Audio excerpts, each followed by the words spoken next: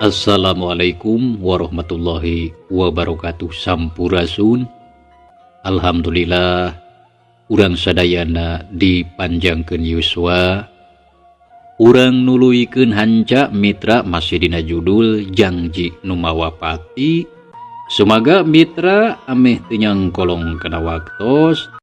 Biratmi anu mana harita menang beja di pikenohnya. Yen cenah Mbah Atma bade ngawinkeun anakna Jang Pardi ka orang kota eta hanca teh nya.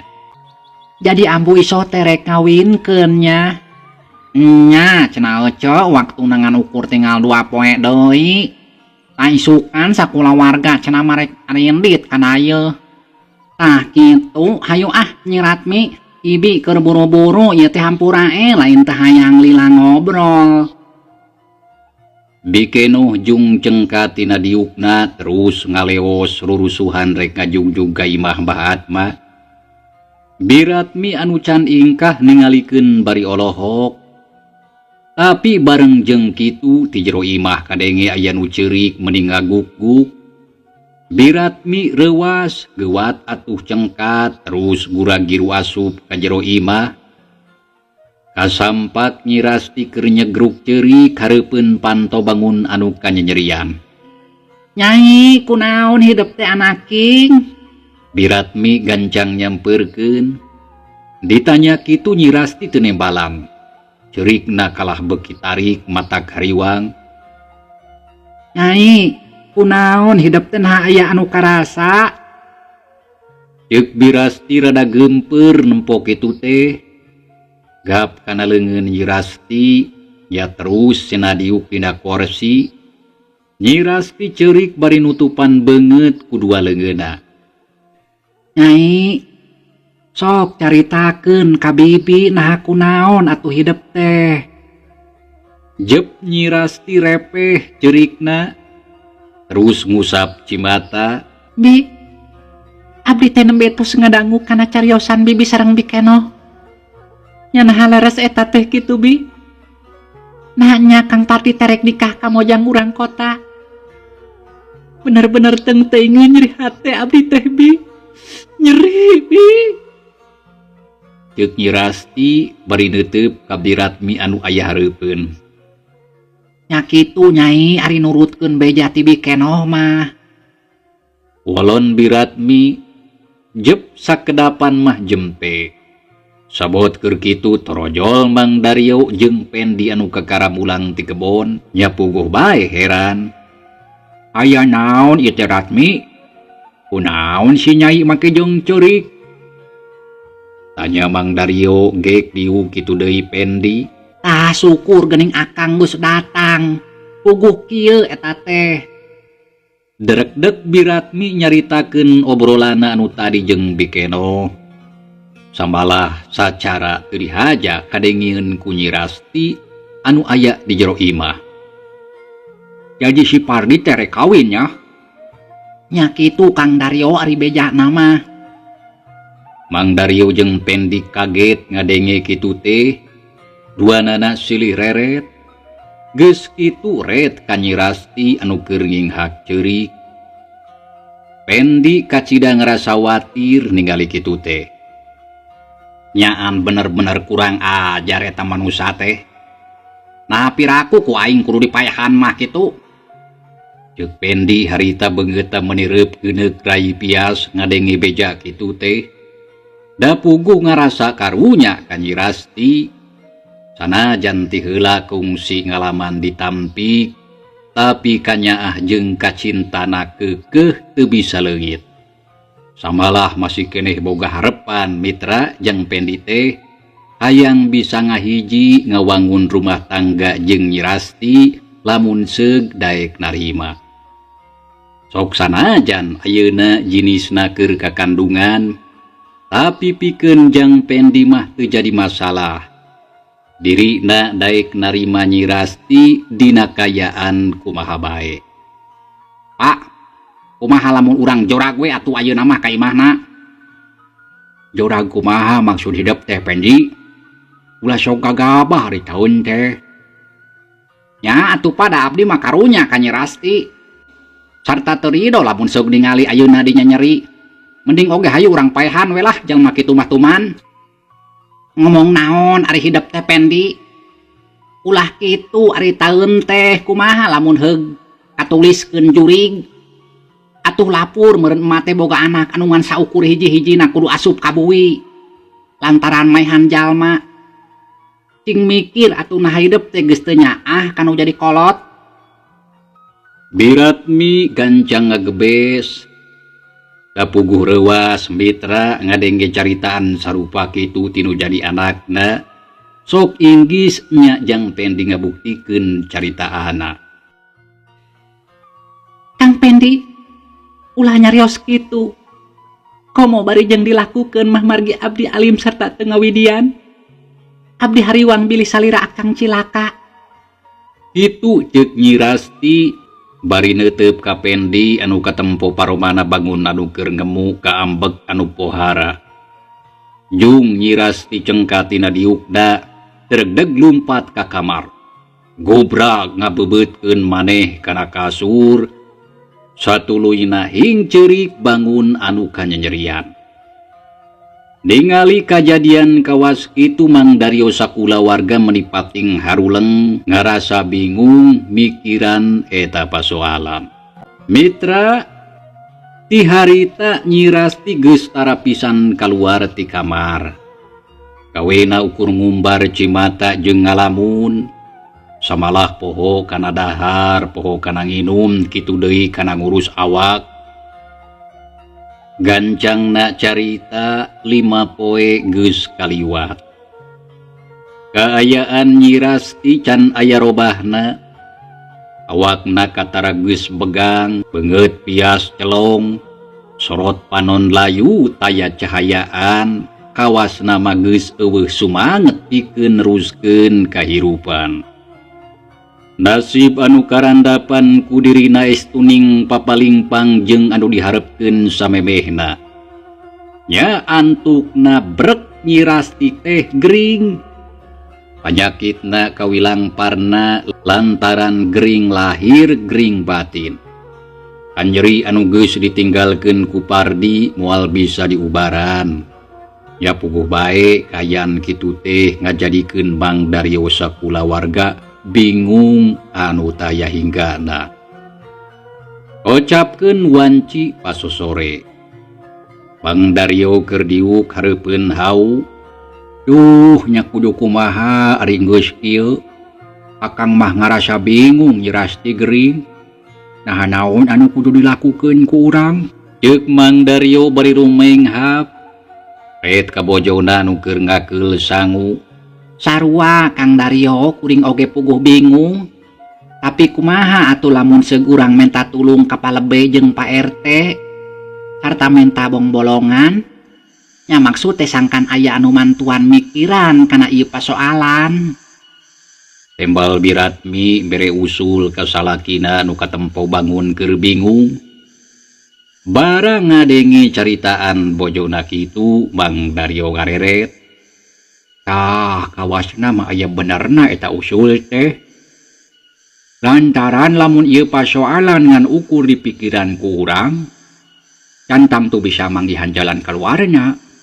Nya bener kitu Kang. Sok atuh kaditu gancang geura panggihan ka imahna. Meungpeung sore keneh. Ya biasana masok geus araya wayah kieu mah. Jeung deui bisi kaburu-burit. Ceuk Biratmi ngajurungkeun kanu jadi salakina sangkan gancang indit nepungan palebe jeung Pak RT. Anu dianggap bakal bisa mantuan kana kasusahna. Ah engke we atuh peuting nepunganna mah. Sakalian baca Isya ngarasa ase ngobrolna. Jeung deui akang teh can mandi apan ieu teh. Piraku beut kudu kikieuan. Era atuh ah. Saja batik itu bisi aya jalma sejen wayah kieu mah. Nya heug atuh teu nanaon kitu oge.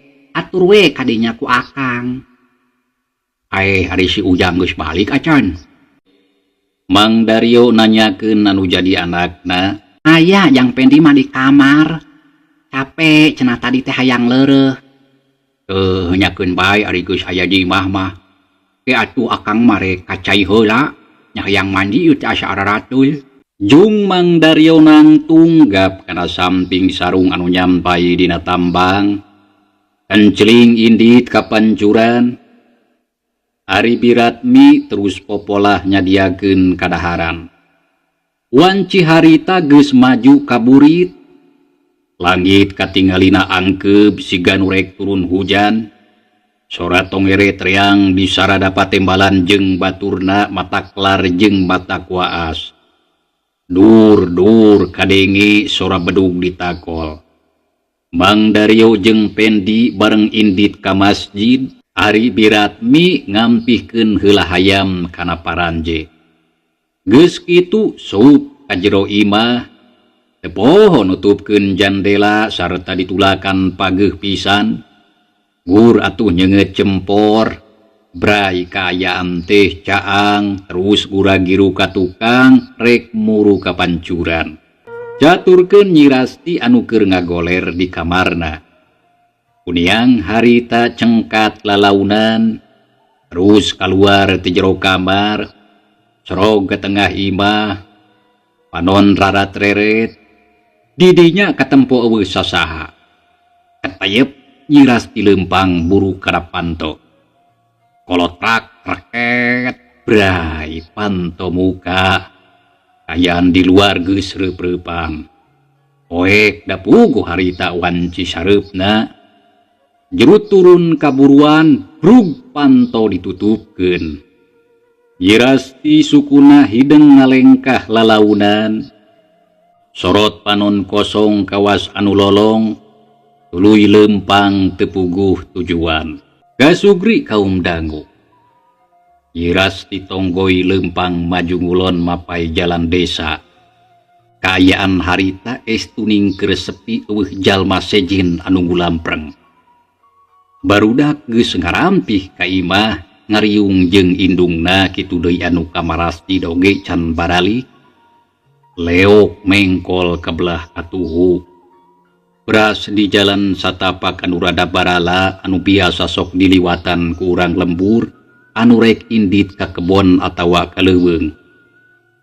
Nyi Rasti jongjon ti luak lieur atukang. Buukna nu panjang ririaban katebak ku angin. Saenggeus aya kana sawatara waktu. Akhirna Nyi Rasti teh gok anjog ka sisi jurang anu lungkawing sarta gurawes. Ari luhurna kurang leuwih aya kana 10 meter. Di handapna walungan kadenge caina seah ngaguruh matak lewang sarta loba batu anu garede rentul pating jungkiring. Reg Nyi Rasti eureun ngalengkahna. Sorot panonna kosong, sorot panon kosong anteng neuteup ka hareup. Kaayaan didinya ukur remeng-remeng, bentang di langit hiji oge can aya anu nembongan. Awasna ayeuna aing kudu ninggalkeun alam dunia. Lantaran keur naon hirup oge. Ulah warga geus teu boga. Sakabehna geus tilar dunia alatan kalakuan aing. Daripada hirup salilana kudu diudag-udag ku rasa dosa sarta nandangan wiwirang anu kacida gedena nya leuwih hade pae. Kitu ceuk Nyi Rasti ngomong sorangan berbei cimata ngalem bereh mapai kana pipi renghap kadenge narik napas panjang. Utun inji jabang bayi anu keur dikandung. Hampura, mak lain teu hayang ngagumelarkeun hidup ka alam dunia. Dina hal ieu hidup masa eutik oge teu boga salah. Sabab emak anu nyieun kasalahan mah sarta rumasa gede dosa. Tapi emak geus teu sanggup lamun kudu rumingkang di alam dunia. Ayeuna mah hayu urang bebarengan indit ka alam kalanggengan. Sangkan urang salilana teu papisah. Nyi Rasti ngagerendeng ngomong sorangan, gap kana beuteung nya terus diusapan sarta teu sanggup nahan perasaan ing ceurik anyerian.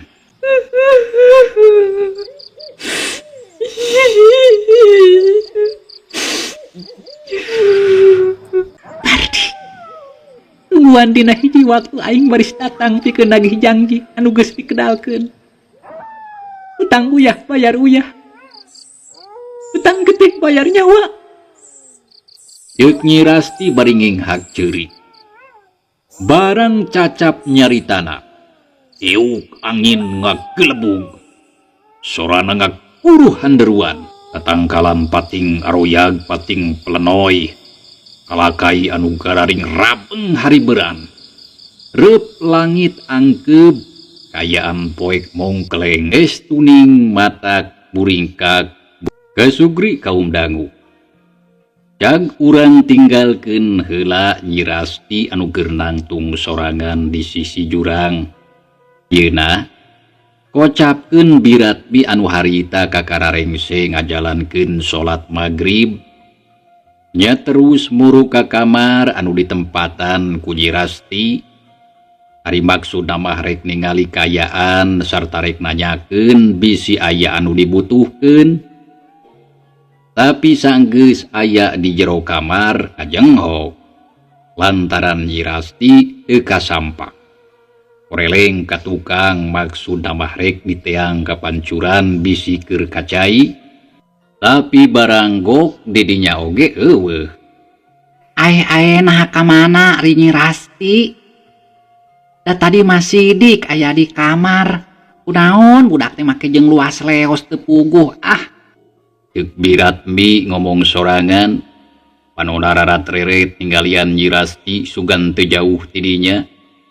Saenggeus teu tela eueuh sup deui ka jero kebat ka tengah imah. Rusup deui ka kamarna. Ceuk pikirna susuganan geus aya di dinya. Tapi teu kapanggih. Sabalah eueuh ringkang-ringkangna acan. Nya antukna mah atuh sakuriling imah diider. Leos ka dapur, ka goah sarta ka unggal kamar ditempuan. Nya kituna teh barijeng gegeroan. Susuganan Nyi Rasti nyampeurkeun. Nyai Rasti, kamana atuh hidap teh ah? Biratmi gegeroan, juru turun kaburuan. Koreleng kaditu koreleng kadieu cakah cikih riweuh pisan. Sampingna disingsatkeun nepi kana tuur. Sabot keur kitu torojol pendi anu kakarambulang ti masjid. Ningali pamolah anu jadi indungna sarupa kitu. Puguh bae heran nya terus disampeurkeun. Aya naon, Mak? Ceuk pendi bari neuteub. Aduh ujang Nyi Rasti eueuh. Tembal Biratmi ningali anakna datang puguh bae atoh. Aya kumaha maksad mate. Pan Nyi Rasti mah tara ka mamana, biasana oge sok di kamar. Puguh oge di kamar teh eueuh ujang. Samalah kumaha geus diteangan ka sakuriling imah teu kapanggih. Ah manya, Mak. Walon pendi bangun anu teu percaya. Maknya nah keur naon atuh ari aya mah di imah make jeung kudu diteteangan kacape-cape.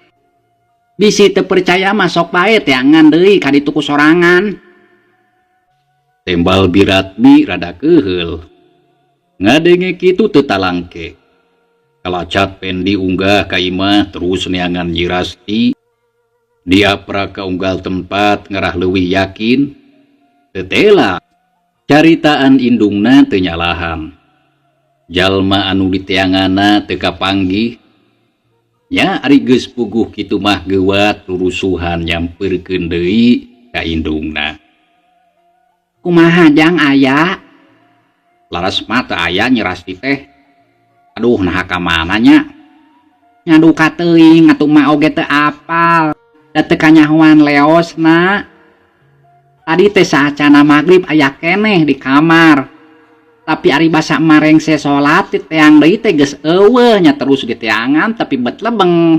Ceuk Biratmi mere keterangan ngeunaan Nyi Rasti anu ayeuna eueuh di imah. Nya atuh pami kitu keun urang pilarian ku abdi. Ceuk pendi kalacat unggah heula ka imah. Kebat ka kamar, geuwat ngalaan sarung diganti ku calana panjang ngarah saringsat. Teu lila geus kaluar deui. Yang, ari Bapak hidup di mana keneh? Bapak mah di masjid, Mak. Tadi teh ngobrol heula sareng palebe. Nyakeun atuh kumarik di bejaan ka ditu ah. Ujang mah junggra indi teangan Nyi Rasti bisi luntakan jauh. Nya mangga, Mak. Tetalang ke leos harita keneh pendi indit lempang ngagedig bangun rusuh rek niangan Nyi Rasti. Ari Biratmi brug nutupkeun panto jerut turun ti imah maksudna rek ngebejaan Mang Daryo anu keur aya di masjid. Di tengah jalan guk-gok amprok jeung tatanggana anu dareukeut lalaki awewe. Ya terus ditatanyakeun susuganan pareng aya anu ningali. Tapi saurang oge eueuh anu nyaho. Ya atuh geus puguh kitu mah Biratmi guragiru neruskeun deui lempangna. Teu kacatur di jalana. Lila oge geus nepi. Tapi salakina teu kasampak nya terus bae ditanyakeun ka barudak anu harita keur ngaraji sarta aya anu ngabejaan lamun Mang Daryo cenah aya di imah palebe. Nya geus meunang keterangan kitu mah teu miceunan deui waktu. Didik Biratmi muru ka imah palebe anu kabeneran teu pati jauh ti dinya ngan ukur kahalangan ku tilu suhunan. Sarta teu lila oge geus nepi ka hareupeun imah. Seleundeuk ngadeuketan kana panto. Kadenge di jero aya sora anu keur ngarobrol anu tayalian ti palebe Mang Daryo jeung Pak RT. Punten palebe. Aya Kang Daryo. Biratmi uluk salam sarta langsung nanyakeun salakina. Palebe anu keur ngobrol. Jep jarempe sakedeung teu lila pok palebe ngawalon kanu di luar. Aya Mang Daryo mah. Tapi saha di luar? Abdi Ratmi palebe.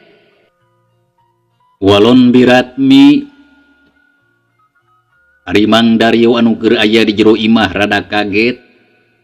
Ari palebe jung cengkat gewat muka panto kolotrak reket brai panto boga.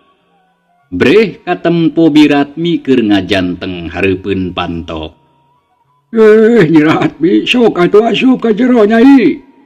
Da Mang Daryo mah aya. Palebe harita nita asup. Ah tekedah palebe di dieu we abdi mah da moal alami. Tembal Biratmi embungeun. Bareng jeung kitu Mang Daryo harita ngelol ti lawang sarta jerut turun kaburuan bari melong ka bojona. Aya perlu naon Ratmi? Nah make jeung datang ka dieu.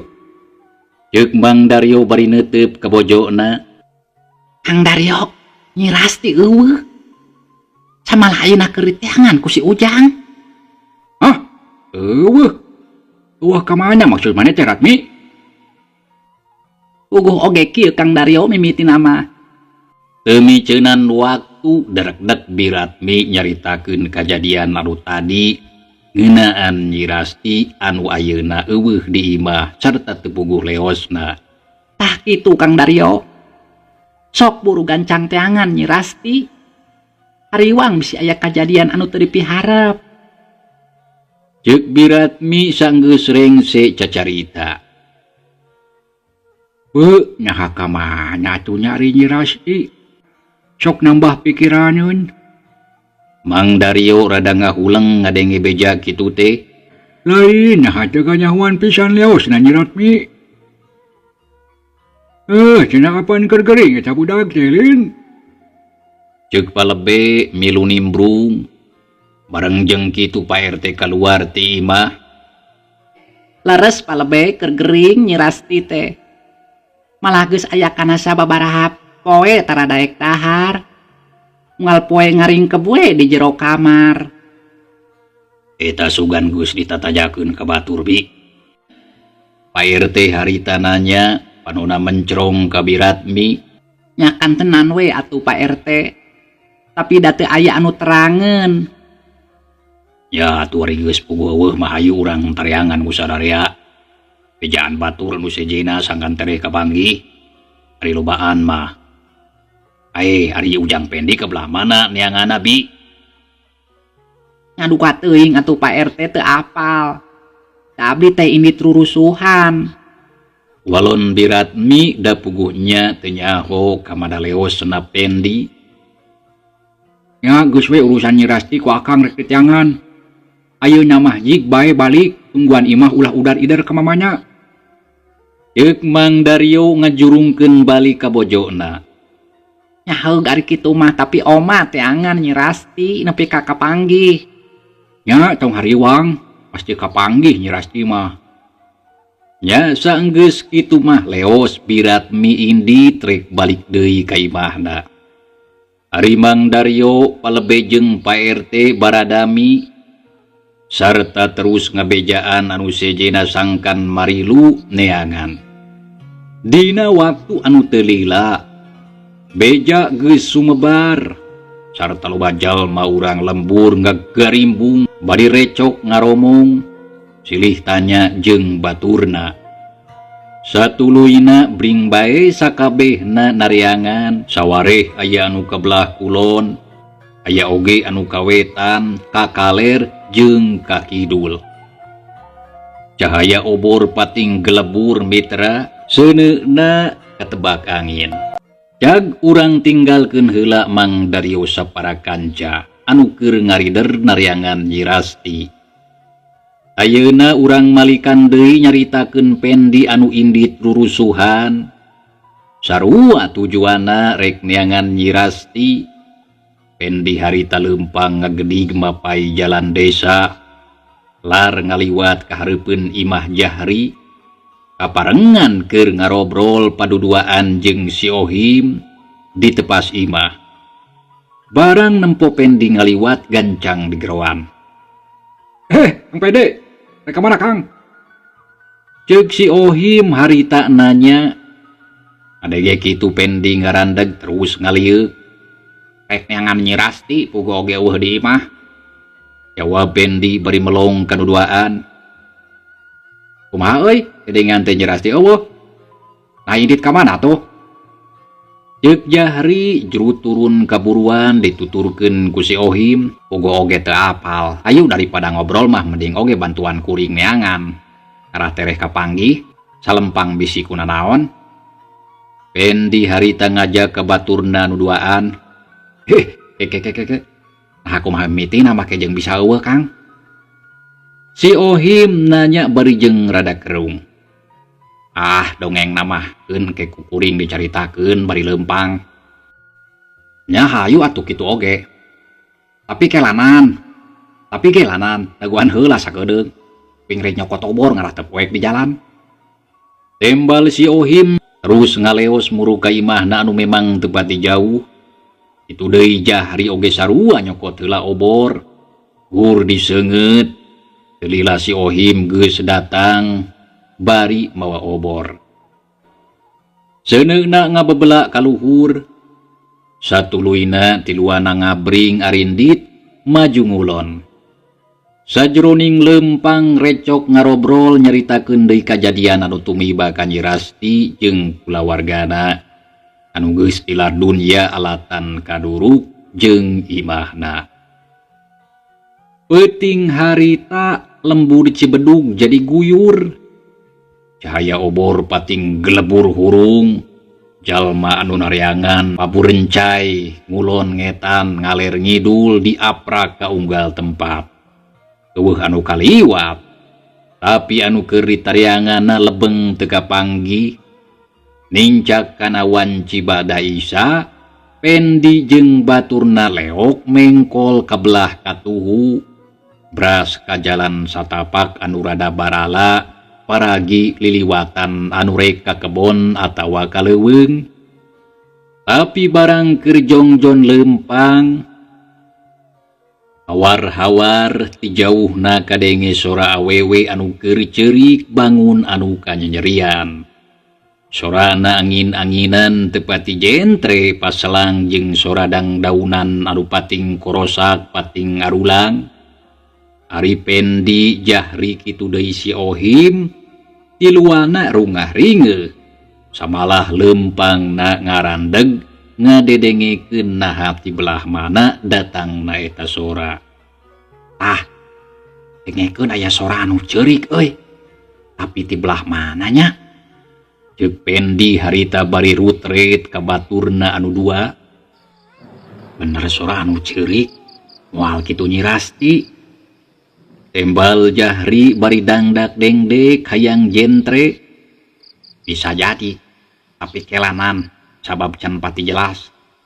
Jawab Pendi terus ngadedengekeun kana eta sora. Di belah di itu kawas nama Kang. Di sisi jurang. Si Ohim mairan. Itu nate bari jeung rarat reret nitenan kasabudeureun tempat anu katempo barala jeung paroek. Da puguh harieum ku tatang kalam. Nya bener kawas nama ti belah di itu. Ayo gancang urang teang. Ceuk Pendi bari jeung rek ngalengkah. Heula anan Kang. Tengwa ka kurung gusu ah. Dengekeun cing apik. Nah bener eta teh sora jalma. Wing mah hariwang bisa calahan. Si Ohim ngomong gitu nate bari jeung nyeklan kana leungeun Pendi. Naon maksud si laing teh Ohim? Make jeung nyekelan leungeun sia mah ah. Cing. Maksud wing teh sok bisi lain sora jelema Kang. Sanu nyawa eta teh sora Kunti. Dari manusia mah piraku make jeung aya di tempat anu sarupa kieu. Sok we pikir kadinya. Si Ohim ngomongna bari tanjak tunjuk ka sakurilingeun eta tempat. Anu memang tiseun samalah karasana asa keueung. Si laing masuk ka mana bae Ohim ngomong teh dasar borangan. Jeung deui Kunti mah moal ngider wayah kieu so teh. Da sore kene atuh ieu teh kakara oge lewat isa. Ayolah urang teang ka ditu ngarayakin. Tembal Jahri bari terus ngalengkah. Mitra cageul lagi carita urang tunda heula nya. Wilujeng kantun. Wassalamualaikum warahmatullahi wabarakatuh.